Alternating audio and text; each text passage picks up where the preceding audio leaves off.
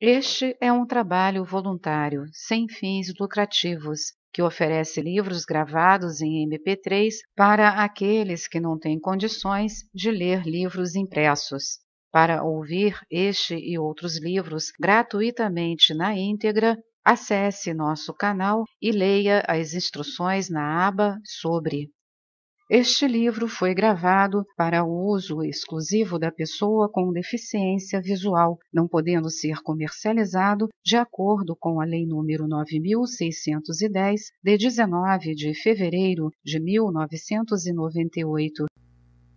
Não no clamor das ruas apinhadas, não nos gritos e aplausos da multidão, mas em nós mesmos estão o triunfo e a derrota.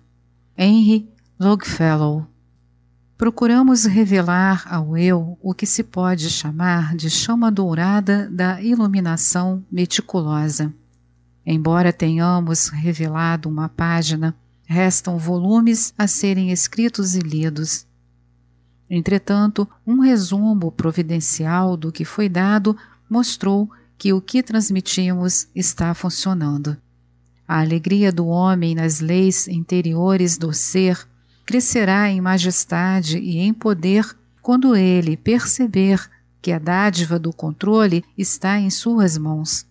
Muitos esperam que as condições externas moldem suas vidas, e nós reconhecemos que as circunstâncias exteriores controlam em grande parte a vida dos homens.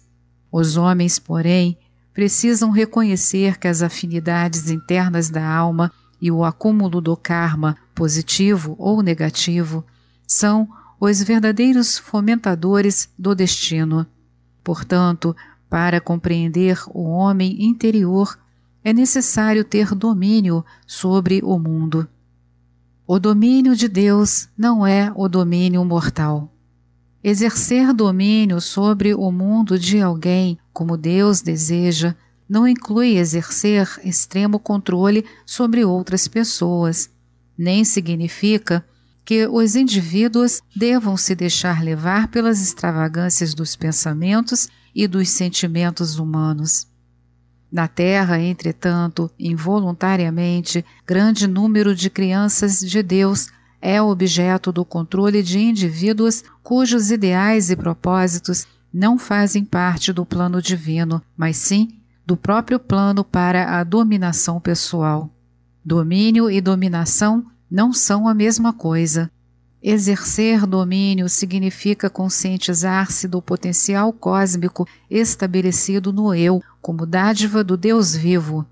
A partir daí, o indivíduo começa a se manifestar no mundo exterior da forma, o maravilhoso padrão que Deus mantém para cada homem. Caso contrário, dominar a humanidade significa usurpar-lhe o livre-arbítrio. A consciência impura turva o plano divino. Um dos maiores erros do homem é não exteriorizar o plano de Deus, primeiro no mundo interior da mente e depois no mundo exterior da manifestação. Isso porque o plano divino está intimamente ligado às sutilezas da radiação interior do homem interior do coração. Quando o plano passa pela torrente enlameada da mente subconsciente, cheia de uma confusa mistura de ideias vãs, fica temporariamente fora do alcance da mente exterior, que na tela da vida só consegue manifestar o veneno da ignorância. Ao longo da senda, a purificação da consciência é pré-requisito fundamental tanto para o estudante iniciante quanto para o mais adiantado, pois dessa forma encontram verdadeiramente o caminho para Deus. O eu divino alado não pode alçar voo quando suas asas estão atadas pelas vaidades humanas ou pelas limitações que o homem se impôs. O homem é verdadeiramente um Deus no exílio, mas não precisa continuar a sê-lo. Ele pode purificar o próprio mundo pela dedicação ao coração de Deus e pela invocação do padrão das chamas cósmicas que são manifestações do fluxo da consciência crística. É o sentimento de pecado, assim como o envolvimento com a iniquidade, que fomenta o sentimento de culpa. Estes induzem os homens a se endividarem cada vez mais, simplesmente porque não pagam os débitos que já contraíram. Um número enorme de filhos da terra que buscam a luz não consegue compreender que foram eles mesmos que juntaram o monte de entulho. Não sabem, além disso, que não concluirão a maravilhosa obra de desenvolvimento da alma até que tenham empenhado as próprias energias no processo de autopurificação. Levantou-se a seguinte questão: deve o homem, simultaneamente, purificar e desenvolver a alma, ou precisa completar a purificação antes de dar início ao seu desenvolvimento? Amados, coloquemos primeiro o que é mais importante. Purificação é desenvolvimento, pois, até mesmo para construirdes uma casa, deveis primeiro limpar o terreno e preparar o local, antes de fazerdes uma fundação adequada. A aplicação efetiva dos ensinamentos espirituais. Um dos problemas que os estudantes mais adiantados costumam enfrentar resulta do fato de estudarem diversas leis espirituais. Muitas vezes estudaram com grande número de instrutores e em grande número de organizações que lhes ensinaram parte das verdades efetivas.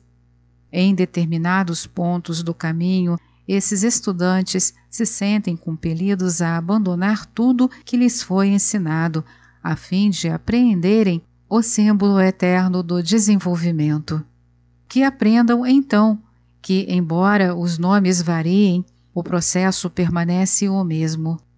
Reconhecemos que as técnicas recomendadas para a espiritualização podem variar conforme o instrutor, mas o indivíduo deve se lembrar sempre que o relacionamento com a presença divina permanece o mesmo.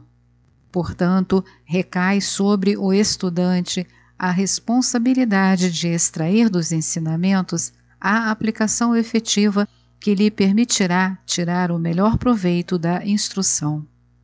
Não eximimos o instrutor da responsabilidade de apresentar o ensinamento da melhor forma possível. Entretanto, em se tratando de mentes em diferentes estágios de desenvolvimento e com bases diversificadas, o que é melhor? Diante dos obstáculos da semântica, alguns ficam absolutamente perdidos e abandonam a busca pela verdade. Não precisa ser assim, pois nem mesmo o estudante mais avançado retarda o próprio progresso ao revisar os princípios básicos da lei. Porque dominastes uma habilidade linguística não significa que não podeis vos beneficiar com a revisão dos primeiros livros ou uma repassada nas frases já esquecidas. Tal revisão frequentemente revitaliza todo o processo imaginativo e permite que captureis a imagem interna de grande número de assuntos que, quando integrados ao ser, adicionam-se ao vosso compêndio de conhecimento, muito valioso para o viver. As artes divinas não são diferentes das humanas. Nós preferimos pensar que viver é realmente uma arte divina, mas grande número de pessoas não dá à vida a devida atenção, por considerá-la óbvia. O Cristo pessoal é o conduto da vida.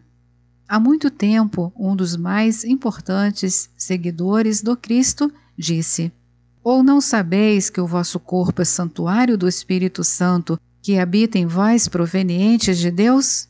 Não sois vós de vós mesmos? Fostes comprados por bom preço. Glorificai, pois, a Deus no vosso corpo e no vosso espírito, os quais pertencem a Deus. A descida de Deus à forma foi uma oportunidade para a personalidade, a consciência da forma, alcançar a perfeição da divindade por meio da natureza individualizada de Deus. Cristo é a pedra angular do templo e o Santo Cristo pessoal, o poderoso conduto da fonte da vida. À medida que esse conduto aumenta devido à sintonização com o Cristo cósmico e à expansão do nível de percepção, as realidades reveladoras do eu divino trazem a paz advinda do conhecimento mais abrangente da lei. Nos nossos comunicados à humanidade, tanto nas instruções escritas quanto na suave irradiação do nosso amor, que pode ser sentida até mesmo nas páginas, desejamos conduzir-vos ao grande curral de ovelhas do bom pastor eterno. O bispo da vossa alma é o Cristo vivo dentro de vós. E, a não ser que mantenhais contato com esse poderoso ser universal, jamais emergireis da consciência humana. Ele é a porta, e a todos que sobem por outra parte são ladrões e salteadores. O Cristo é a luz do mundo, mas há séculos, seres jovens que tinham uma percepção parcial da realidade distorceram e perverteram as grandes verdades crísticas que há muito teriam libertado todos os homens. Hoje, portanto, no santo nome da presença divina, nós vos pedimos que compreendais que o eu superior está absolutamente envolvido nos assuntos da vida e que o eu interior também deve fazê-lo. Sede para os demais um feixe de esperança. Grande número de pessoas age mecanicamente, repetindo rotinas monótonas regularmente, sem jamais perceber a oportunidade que tem de colocar a luz do Cristo nas mais simples e humildes tarefas. Tudo o que fizerdes pode contribuir não apenas para, diariamente, desenvolver e compreender o eu superior, como também para disponibilizar um feixe de esperança para aqueles a quem estáis unidos. A virtude que não tem o orgulho que a impede de se converter em criança humilde com relação às coisas espirituais e de se inclinar para poder passar pela porta estreita e às vezes baixa dos acontecimentos, ao final ver-se-á aos pés da graça infinita.